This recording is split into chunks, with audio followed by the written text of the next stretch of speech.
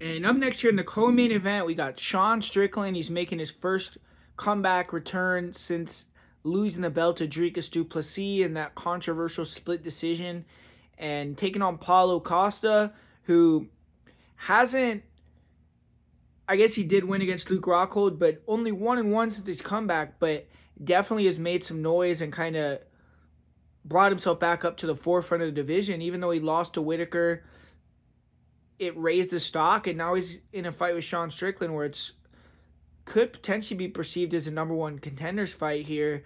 And great matchup. I mean, these guys have been kind of linked to fight for years now. They've been talks back and forth where they both have called each other out and talked shit about each other on social media, but the stars finally aligned for them to fight now, and it's going to go down on Saturday night.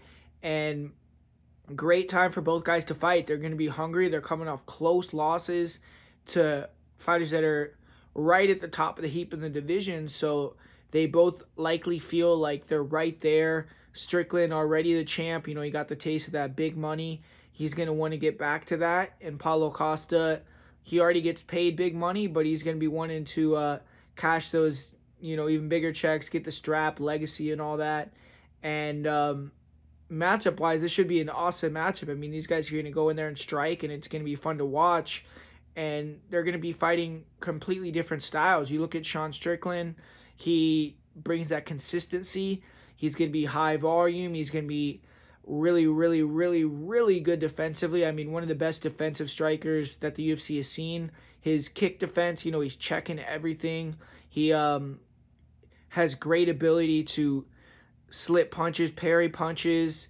That Philly shell is just impenetrable, it seems like, at times. And Dricus du Plessis was getting off some nice body kicks, so Paulo Costa is going to see that and try to replicate that. But Strickland is really tough, man. I mean, unless you hit him in the perfect shot to the body, you're not going to finish him with body kicks. And he's going to be bringing that forward pressure. He's going to be throwing the 1-2s, the jab, and just staying right in your face with combinations and boxing, while also being extremely difficult to hit. So it's frustrating to fight him. With Paulo Costa, he's going to be much more kick heavy. You know, Paulo doesn't have the hands to compete with Strickland. I mean, he's going to be throwing a big bomb here or there, but really the majority of his offense is going to be coming through his legs. He's going to be throwing a lot of, in my opinion, body kicks. He's going to mix in the head kicks. And we've seen Strickland knocked out with the spin kick before, and Paulo in his last fight threw an extremely fast spin kick that almost took Robert Whitaker's head clean off. So Strickland needs to be very careful with that. But this being a 5-round fight, I think that does favor Sean Strickland. I think he's going to have the ability to kind of pace Paulo down the stretch.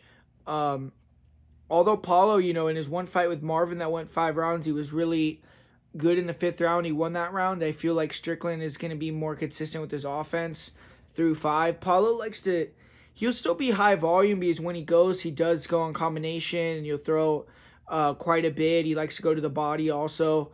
But Paulo fights in bursts where he's, you know, starting and stopping. Sometimes he's throwing these one-shot attacks. And I feel like Strickland's going to be in his face. He's not going to let him breathe. He's going to be keeping the jab right in his face. And the length is going to be a factor. I think Paulo's going to be missing a lot. And I think the strikes that Paulo does land, they aren't going to be impactful enough to back up and stop the pressure that Strickland's going to be bringing. And I feel like Strickland is just going to be backing up Paulo and throwing more volume.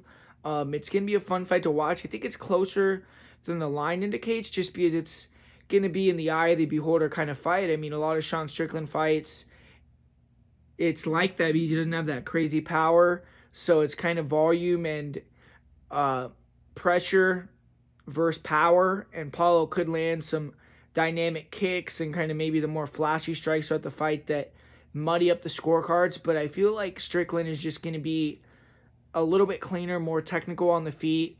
And that's going to get him the job done here over 5 rounds. So Strickland via decision is going to be the prediction for me.